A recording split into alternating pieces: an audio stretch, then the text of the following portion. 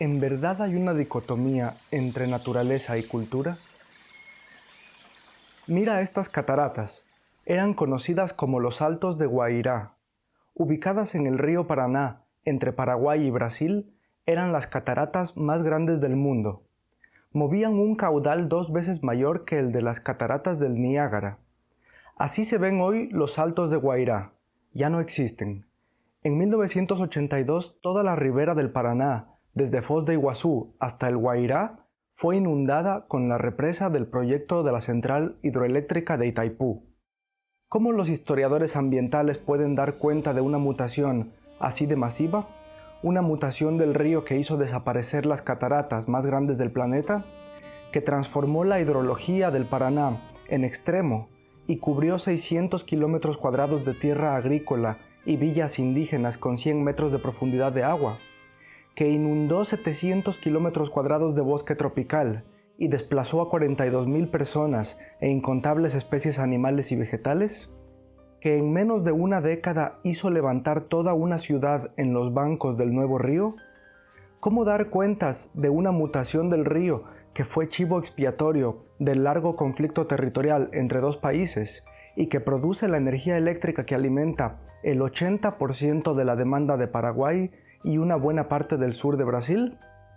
Si los historiadores medioambientales, expertas y expertos en hidrología, biodiversidad y geografía, examinan las transformaciones del Paraná sin tomar en cuenta la historia tecnológica de Itaipú, no podrían dar sentido a este masivo cambio.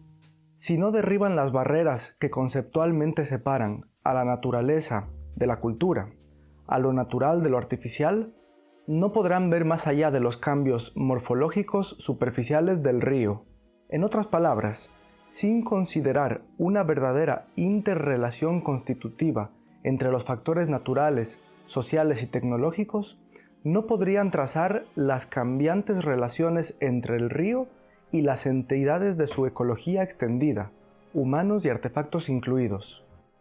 Hoy vamos a discutir precisamente cómo abrir nuestro entendimiento a esos complejos tejidos natural artificiales, a esas mezclas de naturaleza, tecnología y política, que emergen como un solo sistema ambiente técnico. En lugar de poner en dos montones las cosas que nos parecen naturales y las cosas que nos parecen humanas, veremos más bien cómo en casos reales todas esas cosas evolucionan de la mano y cómo en un mundo en el que casi cada metro cuadrado ha sido afectado de una u otra manera por la intervención de las tecnologías humanas, no tiene mucho sentido hablar ya de una naturaleza inconmensurable con la cultura. El río hecho máquina orgánica. La historia del medio ambiente puede trazarse más allá de la intervención de los humanos, más atrás en el tiempo. Toma el caso del río Columbia, en lo que hoy es la frontera entre el noroeste estadounidense y el sudoeste canadiense. Este río, como todo río, Heráclito ya lo advertía, está en constante cambio. Grandes fuerzas geológicas le han dado forma.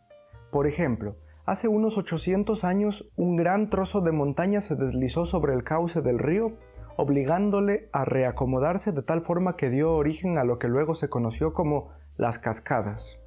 Más aún, y de manera cíclica, cada año el río está en cambio constante de la mano de las inundaciones de verano y primavera, las nieves de invierno y las recesiones de las aguas en otoño. Pero nuestros expertos de historia medioambiental contemporánea probablemente también querrán explicar los cambios radicales del río Columbia en los últimos siglos, por lo que empezarán a fijarse en las represas, desvíos y reservorios de construcción humana, en las fábricas en la ribera, en las transformaciones de la pesca y así. A esto se dispuso el historiador Richard White, precursor de la historiografía en el cruce técnico-ambiental, con su libro La máquina orgánica, la configuración del río Columbia. White nos narra cómo los artefactos y técnicas humanas han coexistido con el río Columbia por siglos. Tecnologías como las canoas de los Chinook, las redes de inmersión profunda de los Sahaptin y los veleros yanquis. Sin embargo, él nota la enorme diferencia de grado que hay entre la mediación tecnológica del río accionada por músculos y viento como es el caso de las canoas y veleros, que con la tecnología que es accionada por la caída del agua y los combustibles. La primera vez que se empleó el poder del combustible para los barcos a vapor y el poder de la caída del agua para las moliendas en las costas del Columbia fue alrededor de 1830 por encargo de la Hudson's Bay Company. Este evento inaugura una serie de esfuerzos que perdurarían hasta el día de hoy, con los que, en palabras de los primeros explotadores a gran escala del río, estaban poniéndolo al río a trabajar. Luego, en 1850, un barco a vapor de la Oregon Steam Navigation Company fue el primero en surcar las aguas río arriba, desde la desembocadura de Astoria hasta los puertos de Portland. Este fue otro hito que marcaría la forma del comercio en las próximas décadas. Antes, las comunidades indígenas en las costas del Columbia habían cosechado salmón y desarrollado técnicas de preservación del pescado y transporte, principalmente el secado al sol o la leña y una larga red de comercio por las costas del Pacífico. En la segunda mitad del siglo XIX, en cambio, se asientan una multitud de conserveras parcialmente mecanizadas a lo largo de la ribera del río. Estas cocinaban el salmón usando el vapor y luego lo enlataban. Las manufactureras transforman radicalmente la escala de la pesca, la energía invertida en el proceso y la organización humana con respecto al río. Estas son algunas de las transformaciones que presencia la región del río Columbia en esta época. Con el uso del vapor se transforma la manufactura y el transporte, y la mecanización parcial del proceso devalúa el trabajo de obreros provenientes de China que de repente se encuentran en condiciones de trabajo deplorable. El colonialismo americano encuentra su asidero en la infraestructura del río y desplaza el trabajo organizado cooperativo de las comunidades indígenas, robándoles de paso las mejores costas y dejándoles los espacios más limitados y estrechos. El capital inserto en el río crea nuevas tareas para nuevos trabajadores proletarizados relacionadas con la operación y mantenimiento de las máquinas de vapor y las envasadoras. La nueva tecnología del río, o sea, la conservación del salmón, la producción y comercio bajo una nueva organización económica y el transporte global de bienes, llevaron a que el pescado pudiera ser consumido por personas que ni pescaban ni vivían en el Columbia. Transformaciones del significado y uso de la tierra fueron también intensivas en esta época. La Oregon Steam Navigation Company inició un proceso de privatización de los puertos, pasos y costas en la zona sur del río, que, combinado con el despliegue de 26 barcos a vapor, crean efectivamente un monopolio del transporte río arriba y río abajo. La historia de esta compañía está profundamente conectada al desarrollo de la ciudad de Portland, la cual pasó a ser el centro productivo, logístico y comercial del río. Los últimos 20 años del siglo XIX presencian una guerra comercial entre los mercantes y grandes agricultores de Portland contra las compañías de ferrocarril del Pacífico Norte, especialmente contra los trenes y rieles de la línea principal con terminal en Tacoma. Habiendo una vez disfrutado del monopolio del transporte y el comercio, y ardidos por el nuevo flujo de bienes que fue desviado, los capitalistas de Portland convencen al cuerpo de ingenieros del ejército de Estados Unidos a que profundicen los canales y dinamiten los rápidos del Columbia, construyendo diques y dragando el suelo del delta del río, consiguiendo así un estuario que fuera lo suficientemente amplio y profundo para que permita la entrada de buques desde el Océano Pacífico río arriba. Pensaban que con ello revivirían las líneas de la logística que tanto les había beneficiado, y por ende bajarían sustancialmente los costos de transporte con respecto a los que ahora estaban pagando a los ferrocarriles del Pacífico Norte. En pocas palabras, esperaban que la transformación del delta del río hasta el cauce de Portland y más allá les devolvería su estatus de centro de operaciones mercantiles y productoras en la región. La misión es solo parcialmente exitosa desde Portland río abajo, y bastante menos exitosa río arriba, y los ferrocarriles del norte terminan en efecto dominando el comercio y el transporte de principios del siglo XX. Pero la nueva transformación del río está hecha igual. Sea como sea, estas máquinas, o sea, los barcos de vapor para transporte y pesca, las conserveras y los ferrocarriles en la ribera del río no están separados de la naturaleza como algunos en la época pretendían con su retórica que decía que las fuerzas tecnológicas habían subyugado exitosamente a las fuerzas de la naturaleza, sino más bien las máquinas son una continuación entre lo orgánico y lo artificial. Pedazos de naturaleza se han metido en los flujos de producción y comercio en tales cantidades que más bien deberíamos decir que la naturaleza se puso a trabajar mediada por la tecnología. Los barcos se alimentan de la leña de los troncos de la cuenca hidrográfica del río. Los trenes se alimentan del carbón que se formó con la energía del sol capturada por plantas durante millones de años en la misma zona. Las conserveras se alimentan de los salmones. Las moliendas se alimentan del agua del río. Estas transformaciones de energía, flujos y cortes del río y su cuenca no respetan la concepción humana de naturaleza y tecnología, ni mucho menos la separación inconmensurable de ambas. Estas máquinas, con sus brillantes diseños, enmascaran la conexión con naturalezas antiguas y nuevas, y enmascaran otras relaciones aún, las del trabajo de producirlas y mantenerlas, por ejemplo. En esos años tempranos del siglo XX, la maquinaria industrial y de transporte en el río Columbia traía consigo la mano de obra de noruegos, chinos, italianos y finlandeses. Pero de esto no se decía nada en esas canciones que cantaban los triunfos de un progreso maquinal en el que la tecnología supuestamente ahora hacía todo el trabajo.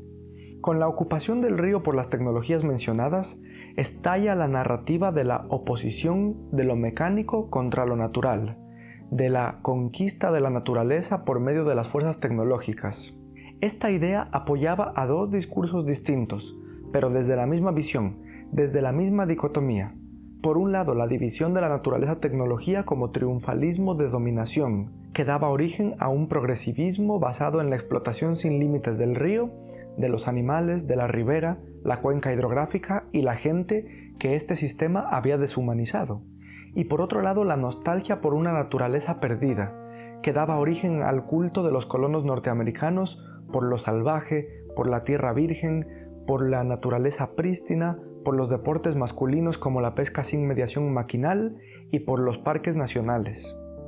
Estas narrativas servirían bien a la expansión del capital hacia el occidente estadounidense, a la vez que deshumanizaba a los indígenas de la zona y a los inmigrantes chinos de paso, en el proceso de colonización, apropiación de tierras y ocupación. Una serie de tratados del gobierno tachaba a los Chinook de indios come pescado y los asigna a reservas indias. En pocas palabras, se legaliza la compra-venta de sus tierras y el desplazamiento de la tribu, todo en conexión a relatos y retóricas sobre el río Columbia y la naturaleza salvaje y dominada. La combinación entre el creciente número de conserveras industriales y pescadores con red de enmalle a gran escala produce el efecto de una decadencia descomunal en la población de salmones después de 1925. No ayuda el hecho de que los indígenas de la zona habían sido robados de sus tierras y desplazados, pues la relación que estas comunidades tenían con el río había mantenido a la población de salmones totalmente viable por cientos, si es que no miles de años. Las tribus de la zona habían aprendido a pescar solo salmones adultos y dejar a los pequeños ir, de modo que volverían en otra temporada como adultos en un ciclo balanceado. Pero ahora las cosas habían cambiado. La población de salmones era tan baja que la industria apenas podía mantenerse. Esto, unido a la enorme demanda energética para alimentar al complejo militar industrial, que ya venía presionando desde la Primera Guerra Mundial con sus requerimientos, inclina la balanza de la interpretación del río, que pasa de ser una fuente supuestamente inagotable de peces a ser una fuente inagotable de energía eléctrica. Por todos estos factores es que en esa primera mitad del siglo XX se construyen muchas plantas hidroeléctricas de corriente alterna sobre el río, alterando con gran fuerza, una vez más, su morfología e hidrografía. Hoy hay al menos 60 represas en el río Columbia y sus tributarios. Tan solo en el cauce principal del Columbia hay 14 centrales hidroeléctricas. La energía en forma de electricidad obtuvo la imagen del gran bien que el río podía producir. Estas no eran esperanzas totalmente fallidas. En efecto, Hemos gestionado al río para que dé energía eléctrica que ha mejorado vidas. El río también ha irrigado tierras y servido como vía fluvial para las barcazas. Pero en comparación con esperanzas más amplias, nuestros esfuerzos han fracasado, en parte debido a una relación fallida con la naturaleza. Lo que nos ha fallado es nuestra relación con el río. Es importante que tengamos buenas metáforas. No hemos matado al río, ni lo hemos violado, aunque la gente afirma que ambas cosas hemos hecho. Lo que ha sucedido se acerca más a un matrimonio fallido. La naturaleza todavía existe en el Columbia, no está muerta, solo alterada por nuestro trabajo. Se encuentra escondida entre fábricas de aluminio y de celulosa, en las luces eléctricas y lavadoras de los hogares. Lo orgánico y lo mecánico se han fusionado. White quiere retar la rígida dicotomía entre lo que calificamos de natural, o sea que estaba allí antes de la intervención humana, y lo que decimos que es cultural, que se debe a la intervención humana y tecnológica.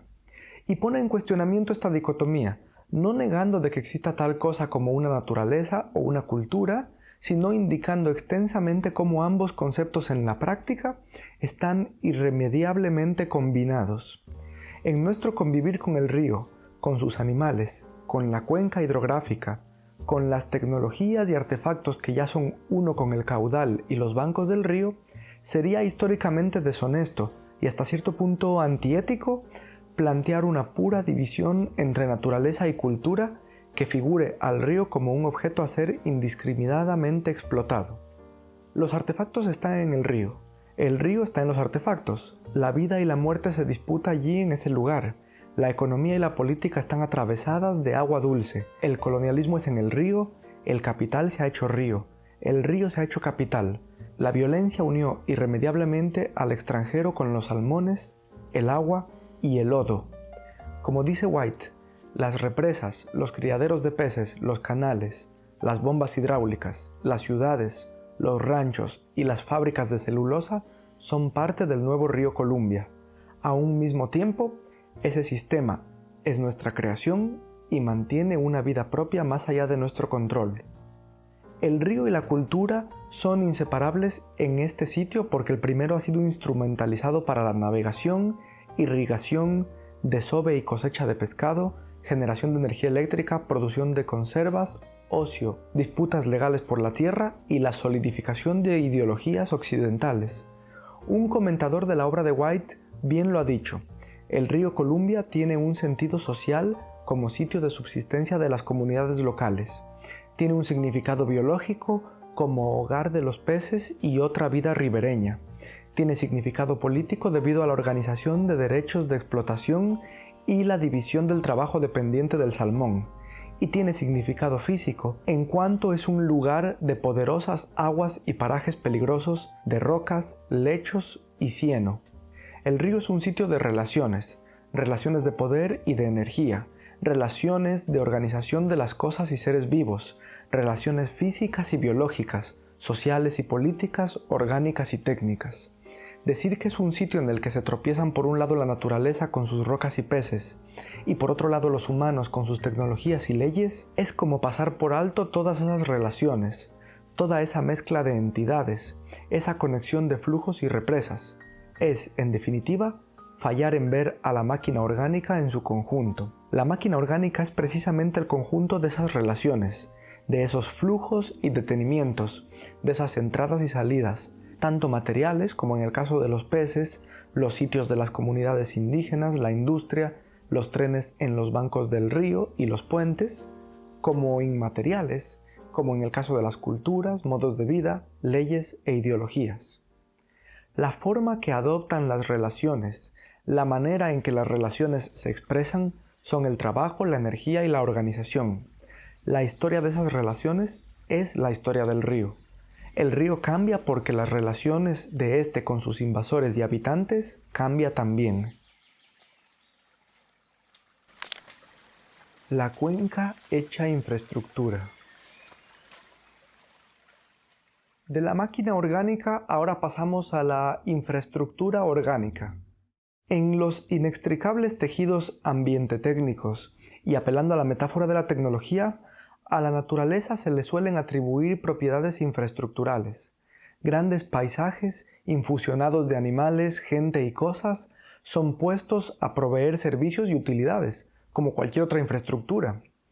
Recordemos que en videos pasados habíamos examinado los artefactos y las infraestructuras de metal y concreto. Pero, ¿qué pasa con los sistemas que combinan la artificialidad con los ambientes habitualmente entendidos como naturales? El antropólogo Ashley Carrs ha mostrado cómo los humanos han integrado a los bosques, ciénagas, arrecifes y otros paisajes en sus redes infraestructurales, organizándolos para que brinden servicios de almacenamiento y purificación de agua, alivio de inundaciones, mejora de la calidad del aire o regulación del clima. Aunque nos parezca muy extraño conceptualizar a la naturaleza como infraestructura, como lo haríamos con las líneas de telecomunicación o con las autopistas, Carrs simplemente nos recuerda que el trabajo y los artefactos de construcción humana han penetrado en prácticamente todos los medioambientes del mundo, modificándolos y difuminando así las fronteras entre lo que es natural y lo que es tecnológico. Además, el concepto de infraestructura enfatiza las características sistémicas y organizativas de ecologías híbridas que cumplen funciones y servicios para alcanzar objetivos humanos. No es tan extraño entonces hablar de la naturaleza como infraestructura. Carrs ilustra su argumento con el caso del Canal de Panamá. El Canal de Panamá es una obra de ingeniería enorme, conectada a cadenas de suministro interoceánicas más enormes aún. Su ubicación en la Junta de las Américas lo hace un punto clave para el transporte marítimo y el comercio global. Tanto es así que alrededor del 5% de todas las mercancías del mundo atraviesan el Canal de Panamá en buques de carga.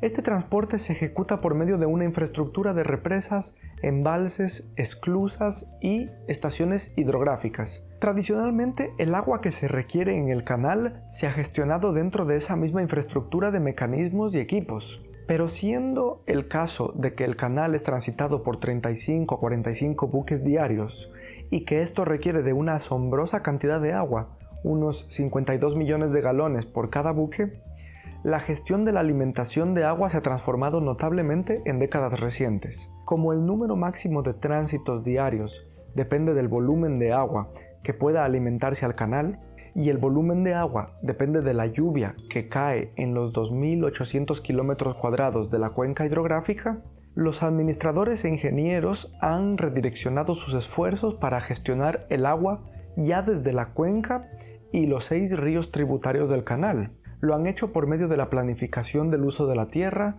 la regulación ambiental y la gestión de aguas basada en las comunidades circundantes. Antes se enfatizaba el control del agua en estado líquido sobre el canal mismo, pero la nueva gestión maximiza los flujos de agua mediante la restricción del riego y la agricultura circundante, y por medio de la protección de los bosques de la cuenca. Esta gestión busca reorganizar a los paisajes y a las poblaciones panameñas para optimizar el suministro de agua del canal.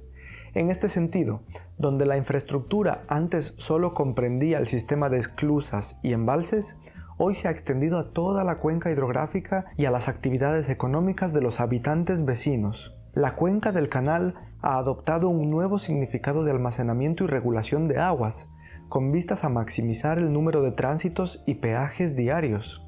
En pocas palabras, toda la cuenca hidrográfica se trata ahora como una infraestructura natural. El método que los administradores emplean para hacer funcionar esta infraestructura es el de transformar las relaciones de las comunidades circundantes con la tierra y los bosques. Por supuesto, esta visión del Canal de Panamá y la gestión de sus tributarios y cuenca hidrográfica choca con la visión que otros habitantes de la zona tienen. Este es un choque político cuando se trata de las intenciones y luchas conscientes de los campesinos que habitan esos lares, y es un choque que no es autoconsciente, pero no por eso menos real, cuando se trata de una naturaleza que dice: este es el volumen de agua que te puedo dar y nada más. Y aquí vemos que, como toda infraestructura, este sistema ambiente técnico que alimenta al Canal de Panamá está envuelto en la lucha política de unos y otros. ¿El agua de la cuenca debe servir primordialmente al transporte y al comercio global? ¿O debe servir primordialmente a la agricultura local la irrigación y el ciclo de los nutrientes del suelo? Bueno, esa misma es la disputa en los alrededores del Canal de Panamá. La infraestructura se construye, se invierte en ella, se hace funcionar y se gestiona. Este es un proceso activo e inherentemente político. En la medida en la que la naturaleza se hace infraestructura a través del trabajo, las políticas y los valores humanos quedan inscritos en el paisaje de la misma manera que quedan embebidos en estructuras de acero y de hormigón. A través de este proceso, la tecnopolítica y la política ambiental quedan inextricablemente entrelazadas. Cuando a un accidente geográfico se le asigna un valor en relación con un sistema cultural de producción, por ejemplo transporte, en lugar de otro, por ejemplo agricultura, el paisaje es reorganizado para priorizar la prestación de esos servicios y apoyar a ese sistema. Esto nos llama a examinar la ética de la infraestructura natural y a preguntarnos cómo se podría gestionar los sistemas como el Canal de Panamá de una manera que sea más justa y equitativa para sus vecinos. El paisaje hecho ciudad. Si la naturaleza puede entenderse por sus propiedades maquinales e infraestructurales, lo inverso también es cierto. Construcciones predominantemente humanas, como las ciudades, pueden entenderse como ecologías urbanas en este caso. Como ha sugerido el historiador Joel Tarr, las ciudades son como grandes artefactos, tecnológicos y ambientales simultáneamente. Son sistemas interrelacionados que se imponen sobre los paisajes y conforman un nuevo paisaje, e igual que aquellos primeros tienen una historia ambiental. Este ambiente construido y mutante, este nuevo paisaje que se erige sobre geografías anteriores, requiere de una multitud de tecnologías para su existencia y perpetuación, para no terminar como pueblo fantasma engullido por la entropía. Las construcciones, la industrialización, el tipo de energía que alimenta la ciudad, son todos factores de hechura humana que moldean profundamente al paisaje. Al inverso, los caprichos de la geografía del emplazamiento dan forma a su vez a la ciudad. Esos caprichos pueden ser factores naturales como el clima, los patrones de viento, la topografía, las características del suelo, la hidrología, los riesgos de inundación, terremotos y pandemias. Ellos influencian cómo evolucionan las formas urbanas, cómo se adaptan los patrones de asentamiento de los humanos y sus modos de organizarse. En estas relaciones, en estas mezclas de factores naturales y factores centrados en la actividad humana y tecnológica, vemos una doble direccionalidad de la influencia sobre el paisaje y la influencia sobre la gente. Mejor dicho, vemos una constitución mutua del medio ambiente, la tecnología y la sociedad. Una vez más nos encontramos con la dificultad de trazar líneas rígidas entre lo natural y lo cultural. Para entender cómo se desarrollan simultáneamente los medioambientes, los paisajes, las tecnologías, el hábitat de animales urbanos y las prácticas humanas, hace falta prestar atención a toda la ecología urbana, a todos sus habitantes humanos y no humanos, más allá de divisiones ilusorias entre dos bandos. La ciudad emplazada sobre una anterior geografía es una gran carga para ella y para sus vecindades. La urbanidad moldea el paisaje y deja cicatrices a su alrededor.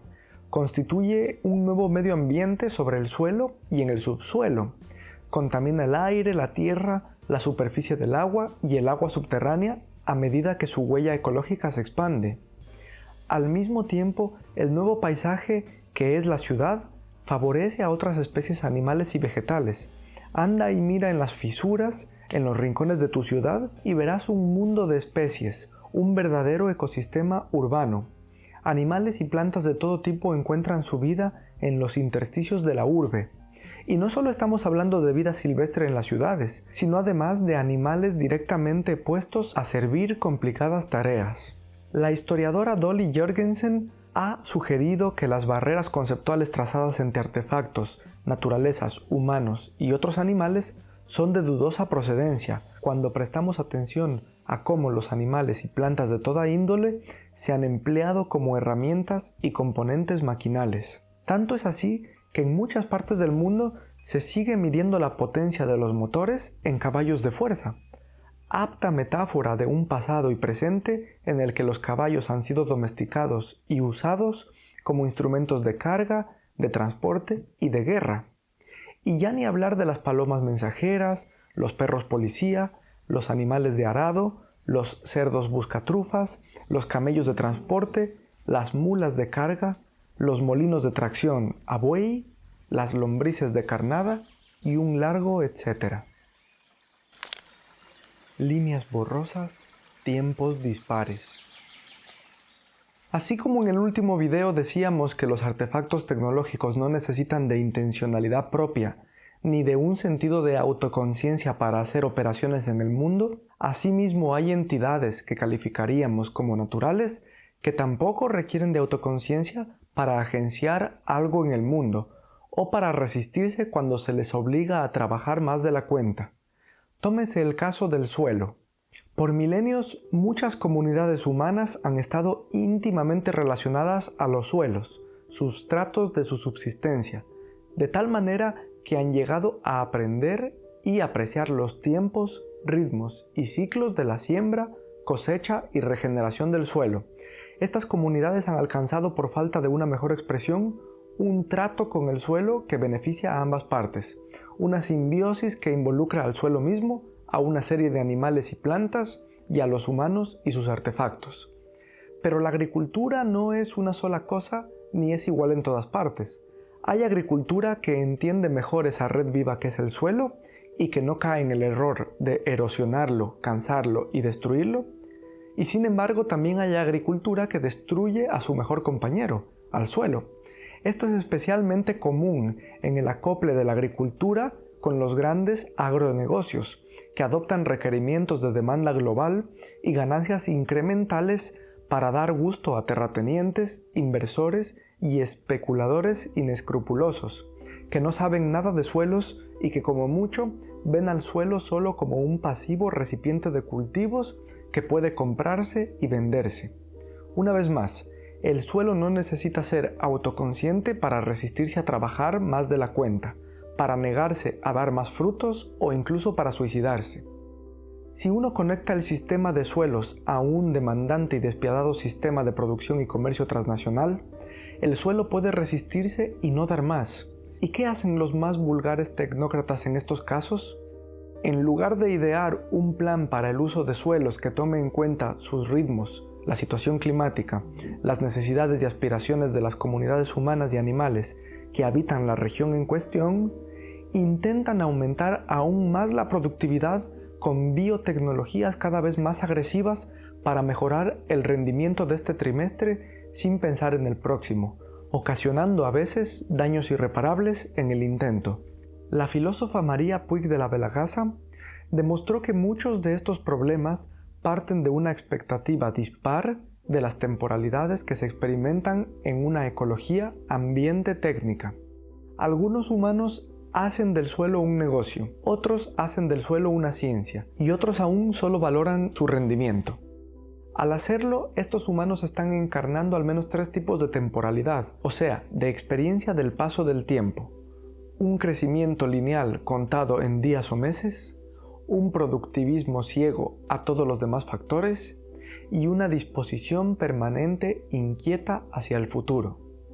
Tanto el imperativo progresivista de crecimiento económico infinito, como el productivismo ciego y el futurismo inquieto son formas de tiempo que chocan con los tiempos geológicos y estacionales de los suelos. En otras palabras, el suelo encarna unos tiempos y ritmos que son incompatibles con las expectativas temporales precipitadas que muchos humanos a cargo de ese suelo mantienen. ¿Cuál es la solución según Puig de la Belagasa? Dejar de ajustar el ritmo de la fertilidad del suelo a la demanda irreflexiva de los mercados capitalistas. Así pues, una verdadera ecología que tome en cuenta a los suelos, los animales, plantas y humanos en sus interrelaciones constitutivas, apreciaría el suelo como una red viviente y agencial, y actuaría en concordancia para asegurar el bienestar mayor del sistema ecológico mismo. La complicación está en que estamos hablando de sistemas ecológicos parte natural, parte artificial, parte humano, parte no humano, parte orgánico, parte inorgánico. afectados por lejanas decisiones geopolíticas y afectados por locales acciones. En fin, así de grande es el reto en nuestras sociedades ambiente-técnicas. Lo que hace falta en tales ecologías es un asunto situacional y probablemente no haya una sola solución a todos los problemas. Pero en términos técnicos sabemos que hay prácticas de abono, labranza reducida y agricultura de conservación que se han practicado por milenios y en algunas partes se siguen practicando. Entonces no siempre es cuestión de apelar a la última tecnología de punta, cuando puede que las soluciones estén debajo de nuestras narices. De manera similar, en términos políticos y económicos, es nuestro turno de encontrar sistemas y maneras de organización que satisfagan a más entidades en la Tierra que a un reducido puñado de humanos. Cuando vemos al río y al suelo hechos máquina orgánica, a la cuenca hidrográfica hecha infraestructura, al paisaje hecho sistema urbano, al animal hecho herramienta, cuando reconocemos la inseparabilidad de la humanidad y la naturaleza, cuando aceptamos que nuestras tecnologías están embebidas en lo natural y que lo natural fluye por nuestros artefactos, cuando la ecología se entiende como sistema que también incluye a la humanidad y a sus inventos, solo entonces tenemos la claridad para ver el daño que estamos ocasionando a nuestros acompañantes sobre la Tierra y debajo de ella. Solo entonces empezamos a articular una política ambiental y tecnológica que permita una convivencia digna para nosotros, para ellos, para la mezcla. Los humanos han alterado radicalmente la Tierra, incluso hasta el nivel geológico. Estas modificaciones pueden haberse dado figuradamente por mano humana, pero no se deben literalmente a las manos humanas. Son el resultado de tecnologías humanas. Si los humanos usaran solo sus manos, no tendrían más efecto sobre la superficie del planeta que cualquier otro animal con sus patas o pezuñas. En cambio, los humanos despliegan tecnologías, desde caminos de tierra hasta autopistas, desde fogatas hasta centrales de generación termoeléctrica, desde ábacos hasta computadoras. Ser humano es emplear tecnologías, incluidos objetos físicos, así como el diseño, producción, mantenimiento y conocimientos que intervienen en el proceso. Es la tecnología la que ha convertido a los humanos en una fuerza de la naturaleza. Así como la historia humana está entrelazada con la tecnología, también lo está toda la historia del planeta. La hipótesis del antropoceno implica que ya no hay medio ambiente sin tecnología, ni naturaleza sin humanos. Las historias ambientales que contamos deben reflejar esta realidad.